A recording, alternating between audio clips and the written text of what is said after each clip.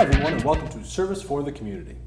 I'm your host, Matt Blow, and today we have Greg from Kiwanis, Kathy from Optimist, and Melissa from Oakland County Parks. How's everyone doing today? Just fine. Great, Thank Matt. you. Thanks. Good. Well, glad to have you all here today. So, Kiwanis, let's start off with you. You guys have appeared on our show before. You're kind of a new club starting out. So what are you guys up to? What are you looking to do? What are you up to? Well, that you mentioned we are just starting out, and that is correct. We are just forming a new club here in the Clarkson-Waterford area. And quite frankly, it's up to the members to decide what kind of projects they want to do and what the community needs. And we're not looking to duplicate anything that's already happening. We're really looking to find out what's not going on. And one of the ways we're going to do that is there's a survey that we can have our members go talk to people in the community, the city officials, the police chief, the fire chief, school officials, and find out, are there certain things that we can get involved in doing. The other part of that really is because we don't want to duplicate, we want to help. And so we are looking to volunteer and be a hands-on group to help other organizations with their projects, regardless of what that is. And so for groups like Optimus or the Oakland County Parks and Rec, if they have some things already going on and they need some volunteers, by all means, give us a call and we'll be glad to do that. We had a meeting yesterday and the members were talking about some of the things that we want to do, and there's some great ideas, but until we really get our footing on what we want to do, our own stuff, we're more than willing to help a lot of people in the community. One thing that that we always like about doing the show is we get to have some of the nonprofit groups in the area kind of sitting down and talking, and every once in a while we'll get to hear like, oh yeah, we helped you out on that, or oh, we did that. So it's always nice to hear that all those kind of groups are looking to work together and help each other out and figure some things out. Yeah, and I think partnerships is a big part of it. I mean, if you think about service clubs over the years, they all were much bigger back 20, 30, 40 years ago. And I still think service clubs are the best way for a community to get things done, because we're in the community, we know what needs to go on, we have our ears there. We also are the most efficient use of money for that, because everything we raise goes back into the community. There's no overhead, all of us are volunteers. And so you know that the money's being used wisely and it's going to great effect within the community. And the more we can partner with other organizations, the bigger impact we can have on anything that needs to be done in the community as well. Sure. Well, even the survey is a nice way to go about it, because you're kind of tailoring the Kiwanis Club to what this area needs, what they're looking to do in that way.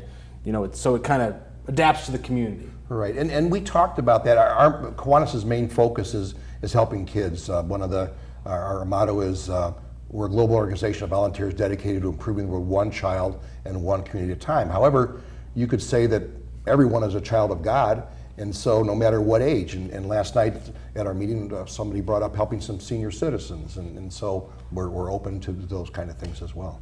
Awesome. Now, Optimist Club, you got some large grants you wanted to talk about. Let's get into that. Right. We recently distributed large grants to some of the other organizations in the community, and just to mention a few of them probably that received the larger amounts. One was Clarkson Family Farm. They needed a gathering space for meetings for their kids, so we're helping them to rehab part of a barn that they can use. They're calling the Sunflower Market. Okay. So the kids are going to be selling some of the things that they've produced. And part of the expense for that was because it had to be ADA capable. Sure. So they had to have a new doorway put in, they had to put in a new bathroom and things like that. So that's part of what we could do to help them out. And that's going to serve the whole community. That gathering space is not just for those kids, being the schools own that facility actually. Another one that we gave out was with Clarkson Schools. In the past we have given monies for Leader in Me programs. And they were down to their last elementary school that needed the program, so we're funding that for them. And that's a program that takes time. Everyone in the school is trained to participate in it, from the janitors to the teachers to any of the aides in the school and everything, and they all work together to provide this type of it's an interactive, positive program for kids. So What types of things has that group tackled? I think it's a lot of discussion type of things, teaching kids how to work together, teamwork type of things. Okay, sure. I'm not as familiar with the program as someone, from the school. Sure. I suppose if you have them, they can talk about it. Maybe on a future episode. Yeah, that'd be good. That'd be good because probably a lot of the parents are aware of that program, but maybe they need to know more about it too. So that would be good. Another one is a couple of the junior high teachers wanted to get a program going for students in the 7th grade, so it'd be in the summertime, 7th grade going into 8th grade, and it's a shop program, wolf shop or something like that, having to do with wolves. But in that program, they kind of want to encourage the kids in their math and reading skills, so they're teaching them safe ways to use tools, how to read plans, and they'll be using some power tools and some hand tools and things like that. And that's something also that teaches them some skills that they're going to need. Is there anything specific that they might be building or constructing, or is it just kind of getting the basics down? I think it's getting the basic. I think it's getting the basics down. They're young, and if some of them haven't handled anything before, it's not going to be huge. Right. But it's a start, and it's you never know. Maybe one or two of those young people decide that that's something they want to go into in their life as a life work. Well, ITV recently finished our summer camp, but we had 7th, 8th, and 9th graders, so you're talking similar age group. Right. And it is interesting that you get to see how some of those groups kind of interact and, just kind of see what they pick up. And like we noticed with like technology, kids picked it up real easy. There's a lot of stuff that they didn't need to get over-explained to them or anything like that. They understood it right away. But there are some things you need to guide them a little bit more and some of them are real focused, and some of them a little less so, and so you got to kind of adapt to that. Right. And the other part that's really great about this program is that there seems to be a big need for skilled trade people. Correct. And so if they can get an interest at that grade level to get started and realize that not everybody has to go to college in order to make a living, that's a great way to get them started and think about it. Right, because there's a huge need for skilled trades. Well, and just being handy with tools and that kind of things in general, no matter what you go into, that's a skill set that could be of use to you no matter what you go into. Yeah, it will be of use to you. It doesn't even, not even a could. Fix your own sink. Yeah. Right? Exactly. One of the other grants that we did this year in conjunction with Oakland County Parks, we haven't worked with parks before, but they're part of our community. We've got Independence Oaks here. We did a fishing derby and had Melissa will talk a little bit more about that. And then coming up is an archery program that we gave them grant monies for. So let's get right to you, Melissa. Tell us about the fishing derby and the archery. So June 17th, we did our first fishing derby thanks to the Clarkston Optimist Club. And we had 23 kids come out. We did it at Independence Oaks North, which is just down Sashaball Road. We had... we gave out, I think, 5 places, and we had the first place winner was a young gentleman who caught a 24-inch pike, so he was very excited about that. We did have Bass Pro Shops came out and gave some items for kind of just a drawing. So not everyone was able to catch a fish, but some kids got to get a prize anyway. So I think it was really good. The weather kind of opened up on us for about 2 minutes. It's always the fun of outdoor events. Right. Yes, exactly. But all in all, I think all of the kids and the families that came with them had a lot of fun doing it. They had a lot of feedback of looking forward to next year. So we're kind of already in the works of planning next year's and what more we can bring in for the event. So. Awesome. It was a very generous grant from Clarkston Optimist Club. So we probably would not have been able to do the fishing derby without them helping it out. So.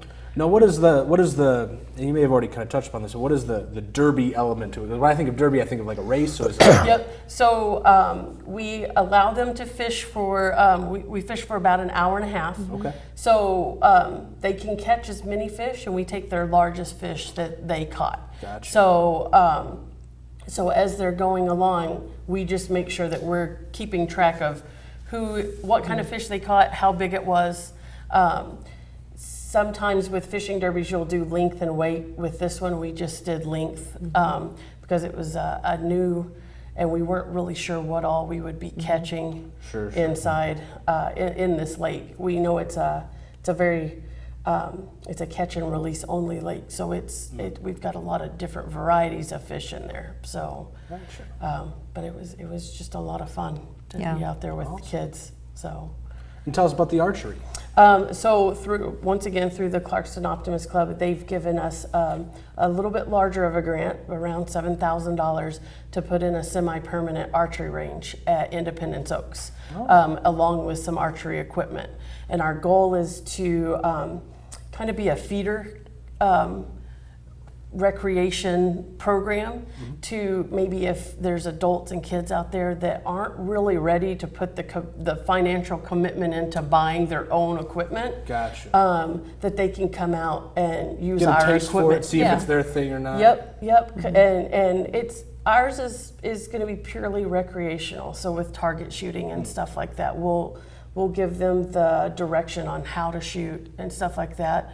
And if they're ready to take it to the next level, then they can go to one of the groups that is around to get the further instruction on maybe hunting or fishing and stuff like that. So, but we're trying to get new archers into in the community and stuff like that. So awesome. we're getting pretty excited. We're hoping that the archery range will be completed about the beginning of October, and we're wanting to do a kind of a groundbreaking or an open house type thing, and have it open for about a month and a half before we have to close it down for the season, and then we can open it back up in the spring.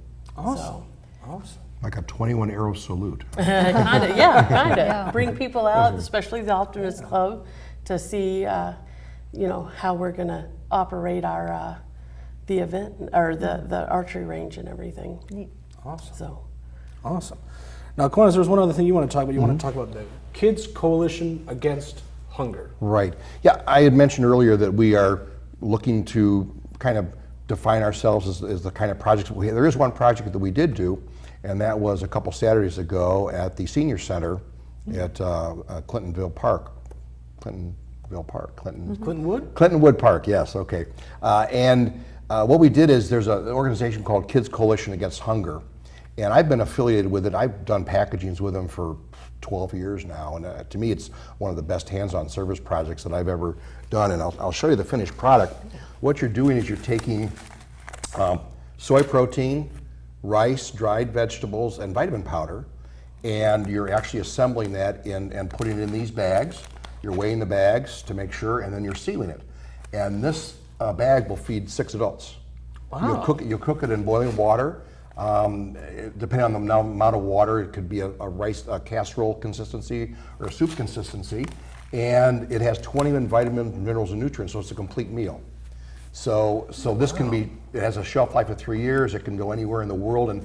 And so this is a great hands-on. Anybody from the ages of 7 to 97 can package. We've had that happen before. And so we packaged that morning in about 2.5 hours, 10,152 meals.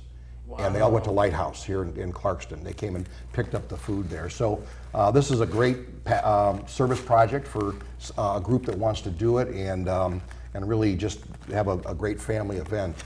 But this is something that we're looking to do these types of projects that can bring people together and then also help out the community. Now, what did you say that all contained again? Because it's such a small packaging Right. for all Yeah, those things. it's got, you have soy protein, Okay.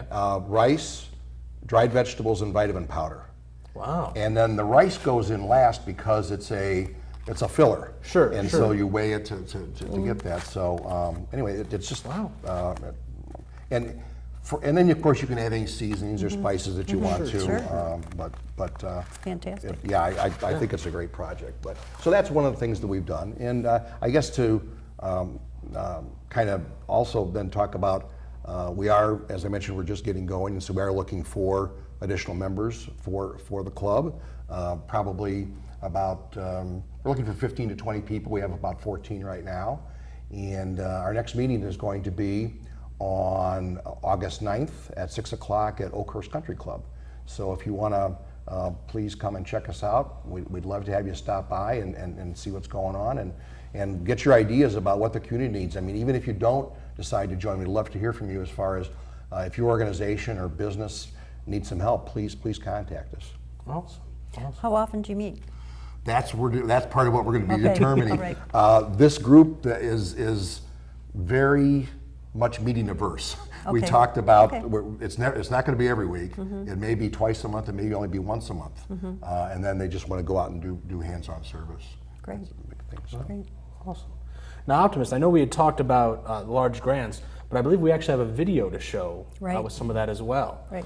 So let's go ahead and take a look at that video.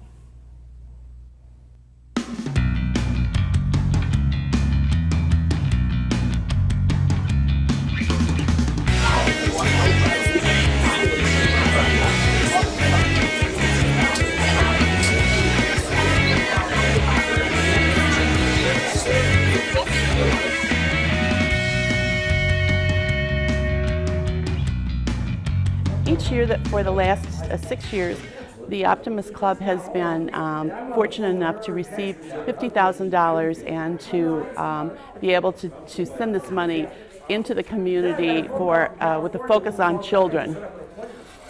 This year we have 18 grants that we are giving out. You will see the money at the Clarkston Family Farm to help remodel their classroom and put an ADA toilet. You'll see money in the library, which is partnering with the schools for book talks. You'll see money in Clarkston schools for Leader in Me. We've given almost $40,000 over the last 3 or 4 years to Clarkston schools for each elementary to have Leader in Me.